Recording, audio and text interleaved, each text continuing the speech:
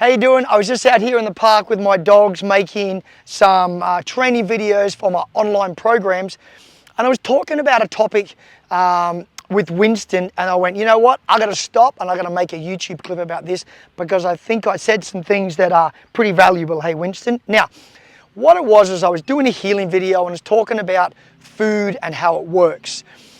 And as I sort of said it, I went, people need to hear this and understand it, and maybe they'll realize where things lack in certain areas. And what it was is, when it comes to food, in certain environments and areas we all know can work great. I'm not against food for training. But what I want to educate people about is really understanding the level of power that your food has. In other words, I believe when you cross the front door of your house, when you leave in the real world, you lose pretty much, I would say, let's say 50% of power with it initially, just leaving the house. You've got a little bit of power left. Let's talk about that now. These are just my opinions on percentages. Let's say we got 50% power left. We're in the real world environment, no distractions. Cool, 50%. Your dog sees a dog. We lose maybe, well, actually let's talk, your dog sees a person. Probably lose maybe another 10%. Not all dogs, but some. I'm talking about general dogs here. I know there's dogs that work great with it, but let's talk about averages. So we're down to 40% left. Then your dog sees a calm dog. Calm, but a dog. You lose another 10%. We've got 30% left. Then your dog sees a reactive, aggressive dog. I say in most cases you lose the rest, which is another 30. 100% gone. In other words, the food no longer works. The power, the bartering with this, with your dog saying, if I give you this, will you stop that, is gone. Because in the end, that's what we're doing. Call it bribery, bartering, whatever it is. We're bartering. We're saying, if I give you this, you give me something. And what you give me is compliance and being good. But the power of this is gone when it comes to a reactive, aggressive dog. Even a highly stimulated dog.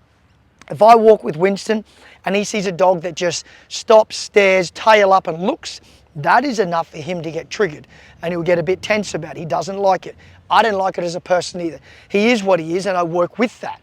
Some people look at dog trainers and go, yeah, but you should have a perfect dog. Doesn't work like that. He doesn't see my shirt so where it says dog trainer and go, hey, you're a dog trainer, I have to listen. He doesn't care. He's an instinctive, opportunistic, predatory animal, and he's going to do what he does. I've got to learn, you have to learn how to manage that behavior. And I want you to be real with yourself. Stop living in this idealistic world of rainbows and butterflies and everything's perfect and food's going to solve the world, the problems of the world. It's not. So we have to accept that. A lot of people in denial about it and say, no, food works for everything. Most of you out there that say that haven't trained a highly aggressive, reactive dog. You say you have, but you haven't. You've trained a frustrated dog. Maybe a bit of fear. You haven't trained a truly aggressive dog reacting who wants to fight or possibly kill a dog. Because I guarantee you, if you have, food at a close threshold to a dog will not work. It is not powerful enough. I have trained hundreds of reactive dogs, and I'm yet to find one when it is truly aggressive, stimulated by a dog and wants to defend itself, that food stops it. It doesn't work. We need other tools. So we have to know that, okay, my power, my bartering system of this is gone. In that situation, I don't even reach for a treat. I look at a dog, I see his reaction, I go, that's out of the picture. I don't even walk downtown with this. I have this on now for some training videos to demonstrate, but I do not rely on food to get compliance and control out of my dogs. Nash is great. Winston's got his reactive sort of temperament he has. Different simulations. He can be in my daycare, but he'll get triggered by some dogs. So I've got to manage it. So the food's out the window. What do I do next? I have to rely on a few things. My voice, how I speak, not what I say, how I say it. I'm not going to go, hey, Winston, stop that behavior. That's naughty. I'm going to use a strong voice. Now, there's a lot of people now out there against strong voices. I used to be a trainer, an approved trainer for a certain assistant slash assistance dog company who assesses dogs and accredits them, but I'm not now because I use a deep voice reprimand. I will use a correction, I'll use a halty, and I'll use equipment that works. I don't use prong collars or static or e-collars, but I use slip leads, I'll use correction. And I stand by that because I know that certain dogs need that to be able to manage them. So this company doesn't use me anymore because I don't fit their model of wokeness, of being correct and not doing that. So that is another topic. But anyway, I want you to know that your food is not going to help you at certain times. So you need to rely on voice. You need to rely on lead handling, but you also need to rely on the right equipment for your dog. This is a slip lead, and it works well for Winston. Do I hurt him on it? Never, but I guide him on it. I have to teach this dog, your behavior towards that dog is unacceptable. As much as you think it's fair and that dog's being aggressive, I understand you as dogs, but we live in a society where we can't have our dogs act like that. In nature, fine. He may run up and they may fight. They may not even fight, to be honest. Most times they won't. They'll run up and they'll have a growl and a grumble and sort each other out. Who is the top dog, alpha, dominant, whatever term you want to use. That being said, those certain people also don't believe that exists, which is not true, because often dogs will have friction and conflict, but very little physical hurting each other. So how do they sort that out? Who and why do they stop fighting? Exactly. One dog shows dominance over another dog. One dog shows superiority, whatever word you want to use, and it gets sorted out. Because if they were both equal, the fight would go on. So that's another topic. But anyway, slip lead, voice, lead handling, physical management of my dog. I might need to turn him around. He might react to the dog, and I'll turn him around. I will mark it. So he will see a dog. I see him get slightly stimulated. Before he gets too stimulated, I'm going to mark his behavior. I'm going to give him a no. I'm going to give him a leave it.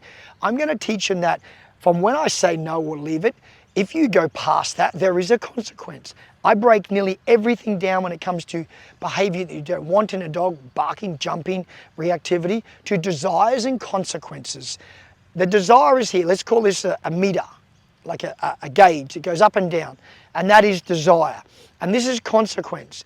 If your desire is here and your consequence is here, you are not going to stop that aggressive behavior. You may stop other behaviors, but not aggression, not true reactive aggression. In other words, if the dog's aggressive and you're like, hey, no, don't do that, dog goes, whatever. They're going to not see you as a joke, a bit like parenting. Nash, here, buddy. If they see you as a joke, kids don't listen. They dismiss you. They keep jumping on the table. They don't go to bed. They come home late, whatever it is. How do you stop that? Good boy. How do you stop that behavior in your dogs and your children? You have consequences for behavior that is not acceptable. And we need that in our dogs. We need consequences to teach them that you can't act aggressive to that dog. But once you've dealt with it, it's done. And if you mark it properly, they move on very quick. They don't hold a grudge. We anthropomorphize so many things in dogs. Oh my God, I wouldn't like to be told no as a human, so I can't say no to my dog. That's ridiculous. Dogs get it. They go, I can't do that. I should stop that behavior, and I move on. They go back to sniffing the ground or looking at you like you're the best thing in the world. Truth is, I believe dogs are attracted to the strongest person in the room, I say. In other words, anywhere. They like leadership. They need guidance. They need consequences for behavior that's not acceptable. Otherwise, we have anarchy. We have dogs that do what they want when they want.